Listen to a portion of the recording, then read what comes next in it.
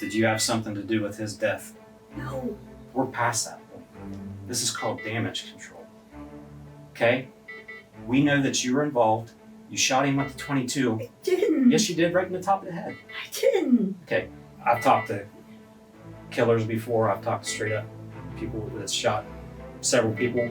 They at least had the balls to own it. And you don't. You don't. An Ohio woman thought she'd plotted the perfect cover-up to the gruesome murder of her lover. She shot herself in the leg. She frantically called 911. She claimed she'd walked in on two men burglarizing their apartment, insisting it must have been them who murdered her boyfriend and wrapped up his body. But a masterful interrogation quickly revealed the disturbing truth. We are showing you the moment Deborah Frazier realized she was caught. Welcome to Sidebar, presented by Law&Crime. I'm Jesse Weber. Now 37-year-old Deborah Lynn Frazier of Zanesville, Ohio, is spending the rest of her life in prison after admitting to charges of murder with a firearm specification, tampering with evidence, and gross abuse of a corpse. And according to Muskingum County prosecutors, she tried to cover up her crimes by faking an armed home invasion, even shooting herself in the leg. Now, the prosecutor's office called her crime dramatic but unsuccessful. I think that's an appropriate characterization as we go through what happened here. So, Zanesville police, they were suspicious from the very start when Frazier called 911 on August 10, 2023, to report that she'd come home to check on her on-again, off-again boyfriend, Tom Waddell. And instead, she said she found two unknown men inside the apartment. What's going on? I think someone moved in the apartment. It was unlocked, and there's stuff everywhere, and I can't find my boyfriend, and his truck's here. And okay, ma'am. Are you inside the apartment? Are you inside the apartment? I need you to back out of the apartment if you are. Come back out of the apartment if you're in there. Okay. Okay. All right. Come on back out of the apartment. Are you in the hallway now? I'm trying to quietly get there. I don't know if someone's still in here. Okay. I'm going to stay on the phone with you, but I need you to back out of that apartment right now. Oh, no. I see someone.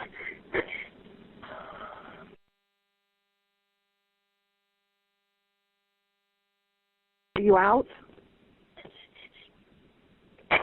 Did you?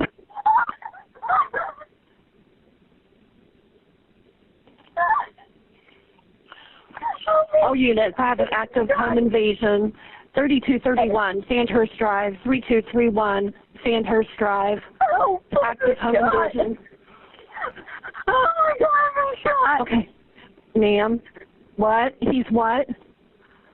I've been shot. Okay, you have or he has? I have. I haven't even been able to find him yet. Okay, did you get shot? Yes. Okay, all right, ma'am. Who shot you? Someone in the mask. I don't know. I don't want to pay right now. Units, I have shots fired, one person shot. So EMTs, they rush to the scene, and they find Frazier with that gunshot wound. They take her to the hospital. And according to a news release from prosecutors, quote, all officers on shift with the Zanesville Police Department responded. And that is when they found Tom's body. By the way, we definitely wanted to bring you this story. There's so many important points to address here. And I want to thank our sponsor, Upside, because it's with their support that we're able to produce an episode like this. Now, if you don't know what it is, it's awesome. Upside is great. It is a free app that gets you cash back when you buy daily essentials. I pump my gas, I can use Upside. Go out to lunch, I can use Upside. Get something at a convenience store, I can use Upside. And why not get cash back when I do all these things, right? This is real, actual cash back. It's money that appears in your Upside app that you transfer right into your bank account. So once you have the free Upside app, you claim an offer for whatever you're buying on Upside. You pay as usual using a debit or credit card. You follow the steps on the app, you get paid. So to find out how much you can earn, click the link in the description to download Upside or scan the QR code on screen. But make sure to use our promo code SIDEBAR because you'll get an extra 25 cents back on every gallon on your first tank of gas. The statement of facts of the crime says, officers cleared the house to ensure there were no additional assailants inside, where Patrolman Logan Miller discovered the body of Thomas Waddell in the bedroom wrapped in trash bags, duct tape, and a comforter. At the scene, parts of the story immediately brought questions. Waddell's apartment was well kept and orderly. There were no indicators of drug use or drug sales, which accompany home invasions in almost all circumstances. The ransacking described by Frazier was closer to superficial mess making. Officers found photographs of Frazier and Waddell on the floor, torn up. Nothing of value appeared to be missing, including numerous firearms, all items likely to be stolen in a home invasion. See the problem immediately? And when officers reviewed security video from multiple nearby homes and businesses, they didn't see anyone fleeing from Tom's apartment. Authorities would eventually learn that the day before, August 9th, Frazier stood behind Tom as he sat in his recliner, aimed a .22 caliber pistol at the back of his head, and fired, executing him in his own living room. And it wouldn't be until the next afternoon that she called 911 to report this fictitious home invasion. During their investigation, officers who searched Frazier's iPhone uncovered something quite shocking, to say the least. She had another long-term, on-again, off-again boyfriend, a man named John Anderson. According to the statement of facts, quote, upon learning that Frazier had another boyfriend, detectives Mitchell and Duvall located Anderson, who was shocked to discover that his on-again, off-again girlfriend of 10 years was living with another man. Anderson had been told by Frazier that she was a live-in nurse and that she was caring for Waddell, whom she had falsely told Anderson was a dementia patient. What? Now, as we often see in these criminal cases, this might not be a shock to you. The internet searches, right? Frazier's internet search history came back, and it came back to bite her. Court documents indicate that these are just some of her searches, like, worst place to get hit in the head. What does .22 ammo look like? How to unlock the hammer on a revolver. How to know what ammo your gun uses. Gun safety, how to load a revolver pistol. And crucially, she also looked up, how long does GSR stay on skin? You know, gunshot residue.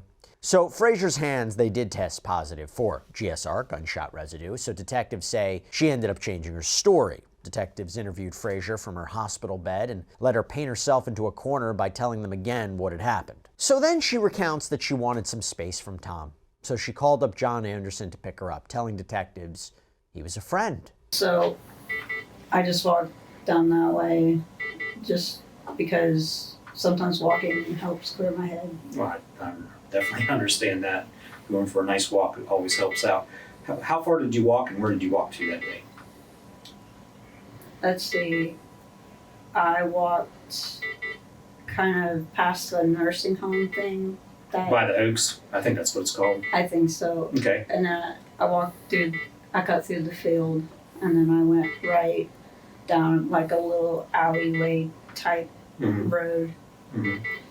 And then it wasn't until later that I called Johnny Anderson. Frazier spent several minutes winding her way through a story about where she and John drove over the next few hours, naming a popular hiking trail they visited. Anderson, as well as phone GPS information, would confirm the locations, but Anderson said Frazier was acting off, claiming she seemed very upset but refused to talk about what was going on and went off by herself several times as they were out walking. I had tried to contact Tom. I texted him, I called him, and I never heard back, which was weird because normally he's pretty good about getting back to me. Okay.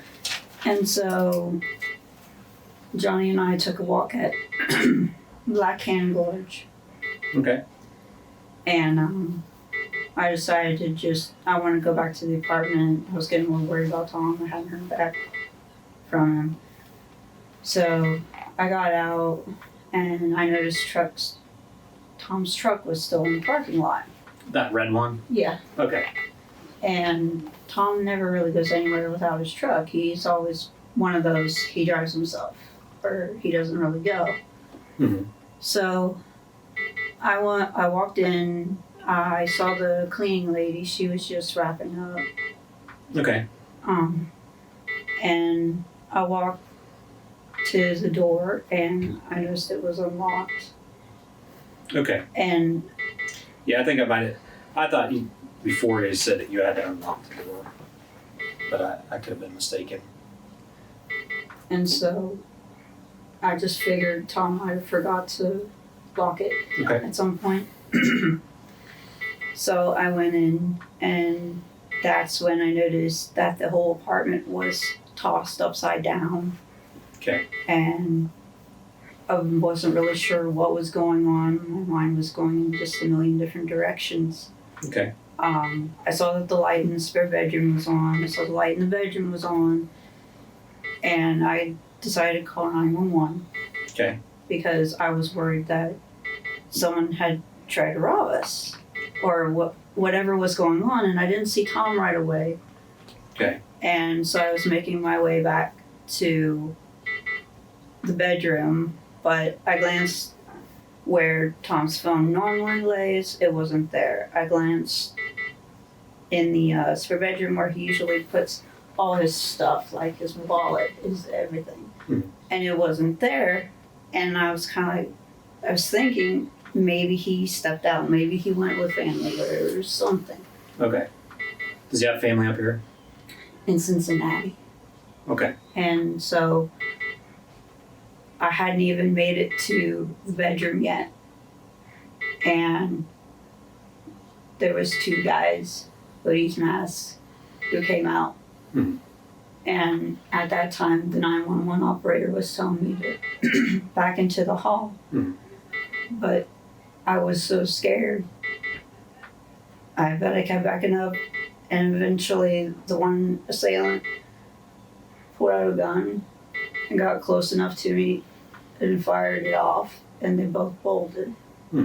Where they went to after they bolted out the door, I don't know where they went to, because at that point I was shot and I was in pain. Where did they come out of? The back bedroom. And when the detectives brought up the GSR, Frazier told them that, wait, actually, you know what? She'd reached for the gun as the man threatened her with it. Yeah. I just tried to keep the gun away from me. How did you do that? I grabbed a hold of it and I was trying to point it away from me because I didn't want to get shot and I was scared. How did you grab a hold of it? From what I remember, I grabbed it at the bottom and I grabbed it around the, whatever you call the long piece. Did you do it with each hand? So which hand of yours touched the gun? Both? Yeah, this one touched where you hold it. So you touched the handle? Yeah. What about your left hand? It touched whatever that long piece is. The barrel? Where the thing spins. Oh, the cylinder? I don't know how. Like you're saying the things. I know what you're talking about. The round part where the bullets are at? Right. And at this point in the interview, Frazier started to trip up on her own timeline. At one point, she claimed she hadn't returned to the apartment between the time she left and the time she returned to find the intruders inside. But then she said that actually she had gone back to get her PlayStation. He asked me if I just wanted to be dropped off at the apartment. I told him, I just asked him, can we just go back to his place and just like play some games? And why didn't you want to go back to the apartment? I just figured a night away was, because I like to play video games and Tom doesn't. So I like to play video games with Johnny and other people who are kind of into that kind of thing. Did you have your own video games you took, or does he have the games, or how'd that work out? I have a PlayStation 4 and he has an Xbox. Did you take your PlayStation over there? Yeah. Okay. But where's it at now? It's still at his place. Okay. And then yesterday, I got him up around noon. Okay. And then we went to Black Hand Gorge and we walked for a little while. And I decided I wanted to go back to the apartment because, like I said, whose idea was to do the Black Hand Gorge? I had asked him either Dillon Dam or Black Hand Gorge because I knew they had a good walking path. Okay. So when you left on Wednesday at around 4 p.m. to take a walk, did you ever go back to the apartment until you got shot? I popped in briefly to get my backpack just so I could put the PlayStation in it, but that was... When was that? It was before 4:30. On Wednesday? Yeah. So you left at 4 to take a little walk, you came back, and then before 4:30 you grabbed your backpack? Okay, that makes sense. But and then you never returned after that? So no, you didn't? No, I didn't. How was the apartment when you went back to get your backpack? Everything was fine. There was nothing out of place. Everything seemed to be in order. Okay. So, as you can imagine, the detective is starting to get visibly frustrated with the story that Frazier is trying to sell. So, whenever we catch these people, what do you think should happen to them?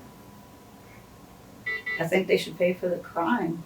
I mean, I didn't do anything to anyone to deserve to be shot, and I don't know why anyone would tear up another person's place like that. I mean, what punishment do you think that they should receive?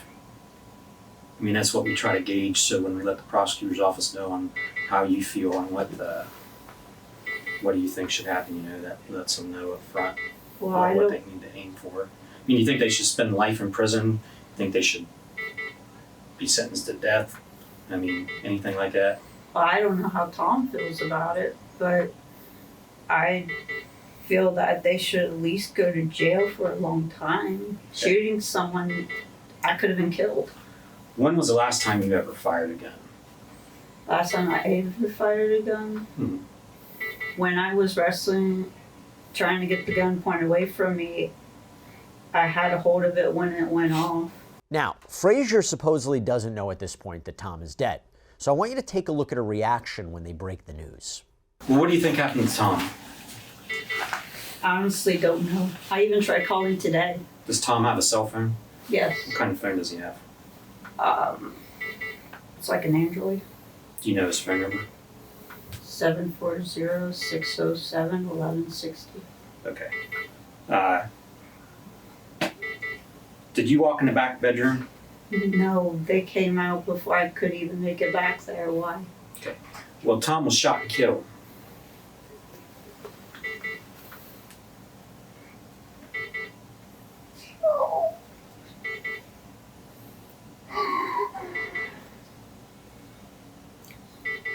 It's all right, you can take a minute.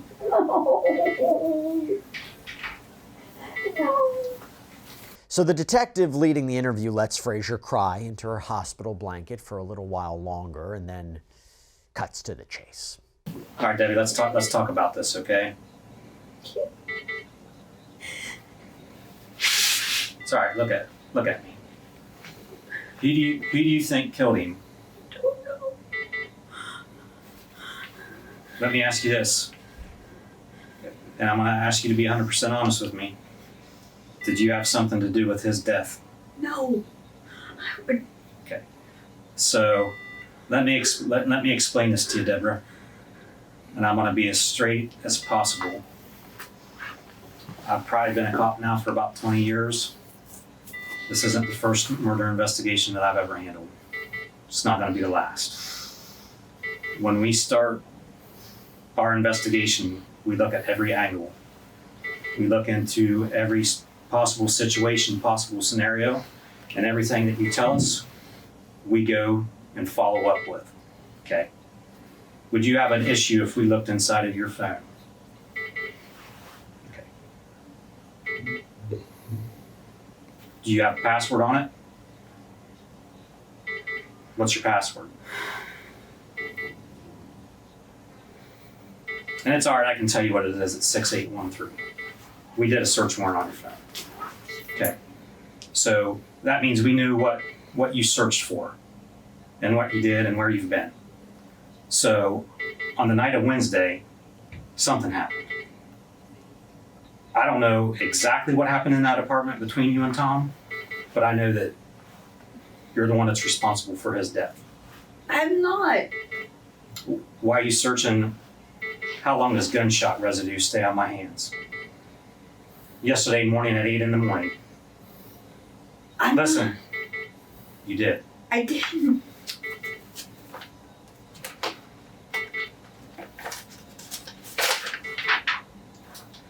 Debbie's search records. How long does GSR stay on skin?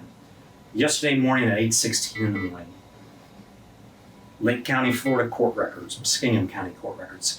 I'm telling you, we already know the questions to the answers to the questions we're asking you. Here's your chance to get your side of the story out. If there was something going on that caused this, you need to tell us right now. But you have more knowledge than what you're saying. There was no home invasion robbery, okay? There was absolutely none. So you've already locked yourself into the biggest lie. Here's your chance to unwind it and tell the truth. Because you only have one shot at this. And here's your shot to tell us what really happened so that we can look into it. Was there something going on between you and him? I mean, listen, the no stuff is out the window.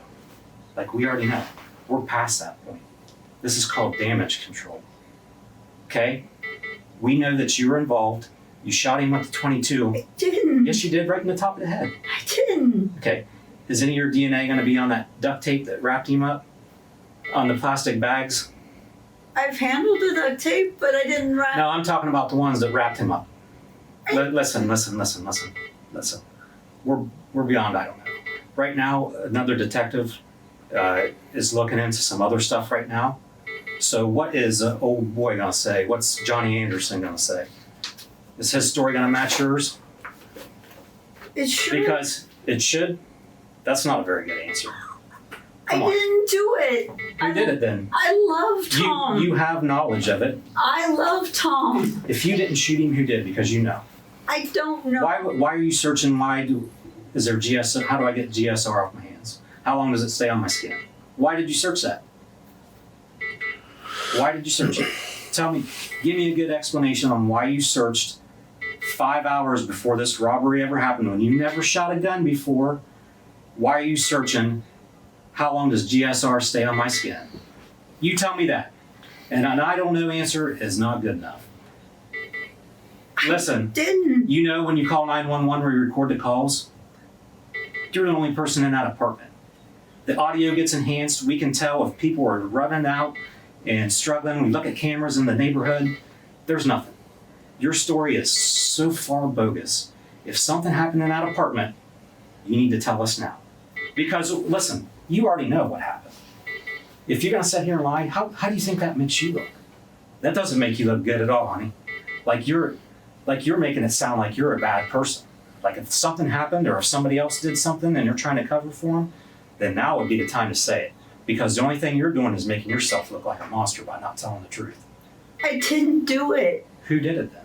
I don't know. Listen, I don't know. Isn't going to fly. You know this. You know this. Like, I'm not trying to give you a hard time. I'm not trying to bull you. I'm just telling you, from how I know how these things work, what we found out, what we're going to find out.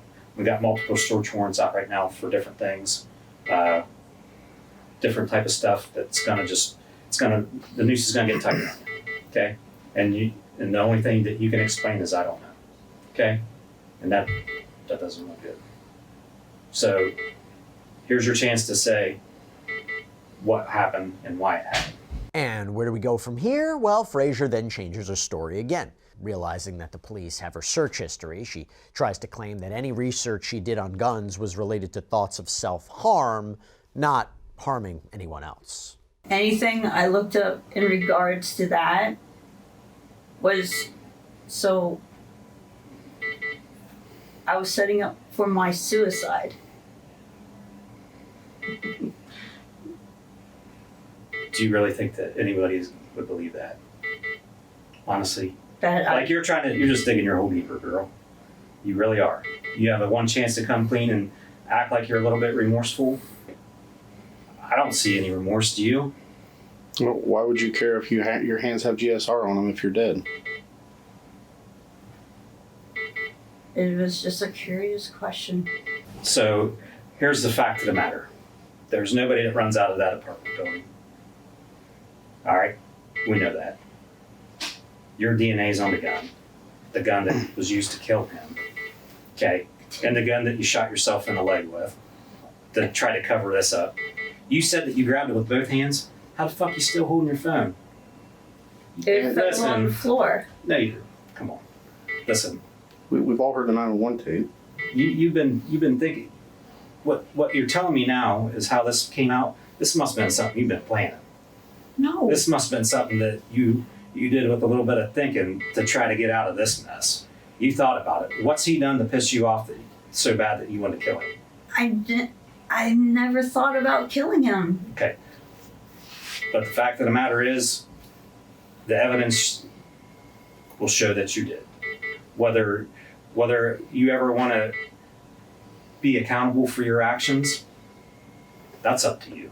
Like, I'm trying to tell you that remorse goes a long way in trying to start the healing process for people's families, for people that might have cared about him, and also for you inside. Because ultimately, there's one person that you're going to have to answer to in the end, and it ain't nobody here on earth. I care about him. No, you don't sit here and tell me you care about him. I do. You don't care about him. If you can do what you did to him and then cover it up and then try to wrap him up and then sit here and not be accountable for what you know about what happened, it's like, that's like pretty bad. Like, I'm not gonna sit here and lie to you. Like, I've talked to killers before. I've talked to straight up people that shot several people. They at least had the balls to own it. And you don't.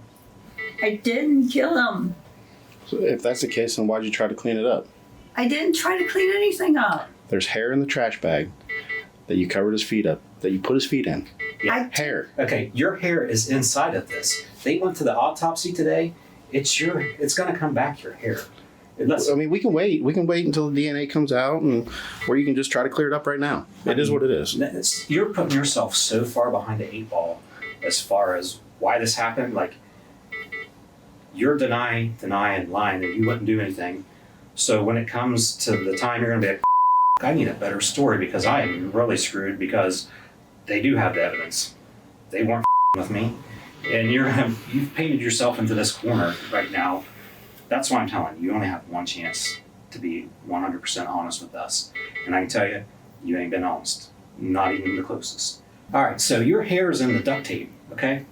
From where he was wrapped up. I mean, it doesn't. How does that happen? And then, I mean, did you put the bag over his face because you couldn't look at him anymore and see what you done? I didn't cover him up. Okay, so you're going to say that you don't think that hair is going to come back to you? I don't know. I've been around those trash bags, that duct tape. Listen. Not out of a roll. Yeah. We don't. Not inside the bag. You got to open the bag. Yeah. You don't get hair on duct tape at Walmart. I mean, I bought a lot of duct tape in my life, but I've never bought any that comes pre-packed with hair, especially your hair. So. I didn't do it. Well, the I didn't do it story, that ain't gonna work. Charging you with murder, which is a unclassified felony where you spend life in prison. Felonious assault, which is F2. Tampering with evidence. Gun specs, which is mandatory time on top of any conviction. So you'll get life plus whatever gun spec time. Domestic violence, and your bond's gonna be $2 million. Any other questions for us? All right. Enjoy your stay here. March 18th, 2024, Frazier pleaded guilty. She pleaded guilty to murder with a firearm specification, tampering with evidence, gross abuse of a corpse, and she was sentenced to spend the rest of her life behind bars. And in a statement after her guilty plea, Muskingum County Assistant Prosecuting Attorney John Little praised the investigation, saying, quote, "I think the public would be surprised to know the horsepower we have in terms of investigating crimes in this county. This is a rock-solid investigation by a seasoned detective and a detective bureau that is firing on all cylinders. I'm proud to be a part of this prosecution, and I know Assistant Prosecuting Attorney Anderson would say the same." What a story. That's all we have for you right now here on Sidebar, everybody. Thank you so much for joining us. And as always, please subscribe on YouTube, Apple Podcasts, Spotify, wherever you get your podcasts. I'm Jesse Weber. I'll speak to you next time.